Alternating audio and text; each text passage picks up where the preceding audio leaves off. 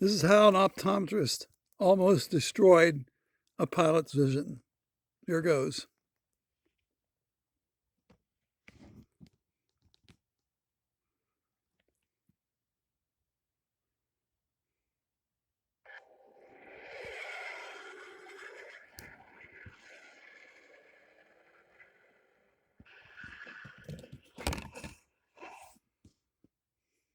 So if you remember a few episodes back, I showed you me flying with the Texas Air Aces, and that's what really sparked me wanting to become a fighter pilot. Now I definitely want to join the Air Force and Navy. 1998 into 1999, I was convinced I wanted to be a fighter pilot because I had flown these T-34s.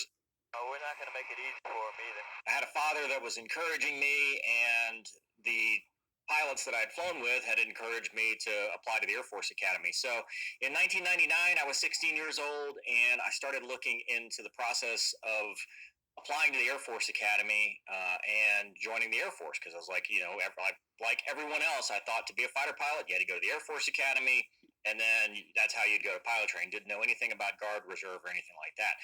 So in 1999, I started that process and started looking into the application process. I talked to the senator near me and was looking into an appointment. They said, yeah, we probably can give you an appointment. Your grades are good enough and stuff like that. But it was just the first step. At that time, I just so happened to have a routine vision exam at my local optometrist office. And I'll never forget 16-year-old me sitting in the dark room. The optometrist comes in and we're talking about it. And I'm like, yep, I want to be a fighter pilot. That's what I'm going to do. She was asking that. She looked at me and she said, you're never going to be a fighter pilot. You'll be lucky to be a normal pilot. And you definitely won't be a commercial pilot either, because your vision's just not good enough. We need to give you glasses. You've got astigmatism. And so I was like, oh, wow, okay. So I took these glasses home and I didn't like them. They made my head hurt. It didn't really work out well. But at that point, with my optometrist saying, you're never going to be a fighter pilot because you don't have perfect vision, that was it for me. I decided probably not going to do it, and it's not going to happen because I didn't want to go to the Air Force if I couldn't fly. And so I turned off all of the process, the application process for going to the Air Force Academy and all that stuff, and decided, I'm not going to do this. Never wore the glasses, mind you. In fact, my dad had told me, he was a kid, he had been given glasses, and eventually his vision improved and he didn't need them anymore. And so I didn't like them, so I didn't wear them. And I went to college, and during that time, my dad's like, well, hey, why don't you try Guard Reserve? And I'll tell this story later in detail on how I got a pilot slot through the Guard Reserve. But I kind of forgot about that whole incident about, my optometrist telling me I couldn't be a fighter pilot. And I was kind of in this, make them tell you no. I'll just apply and keep pushing forward. And eventually somebody will say, yep, you're right. Your vision's too bad or whatever. And I just was like, I'm not wearing glasses. I'm fine. And I just got my pilot's license and I could read the charts and 2020 and all that stuff. So I thought I'm good to go. So I go and I find out about the Air Force Reserve and get a pilot slot that way. So off the street, I'm going to fly A-10s at the time. They hire me, and first step is to go to MEPS. And I go to MEPS, and which is the Military Entrance Processing Station there in New Orleans, and get to the vision 2020. I can read the 2020 line, no problem. But we get to the depth perception part, which is the series of circles. And no one had briefed me on the circles or the tricks to that. No one had told me, the first time I'd ever seen these circles, and I couldn't pass. I could not pass the little circles, like the depth perception part. So they kicked me out and said, you're good for everything else except for this. You can retake it later, if you go to a local clinic and can prove that you can pass. So luckily for me, because I was working in a fighter squadron and I had friends that wanted to help me out, they took me to the local base clinic and sat me down and said, hey, let's take a look at this. Let's practice a little bit before you go take it again.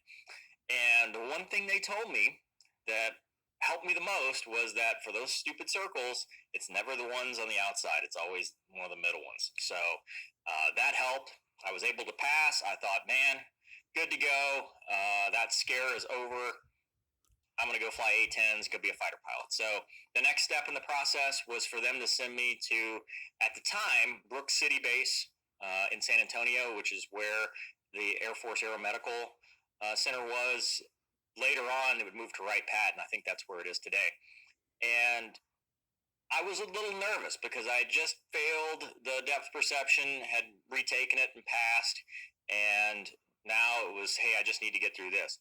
So I go to Brooks, and it's a battery of tests. They do IQ tests, they physical, heart, all that stuff. And on the first day, the thing that caught me off guard the most was that, like, they did the EKG, and they're like, hey, you got this little murmur.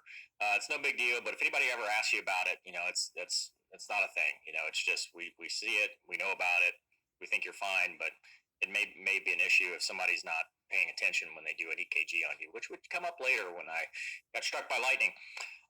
So we get through that, and then on to the vision. And the vision, oh boy. So they send you through all the different tests and stuff and the little machines to check your near, far, color vision, depth perception, all that stuff. And I was worried about doing the depth perception again, but I got through it.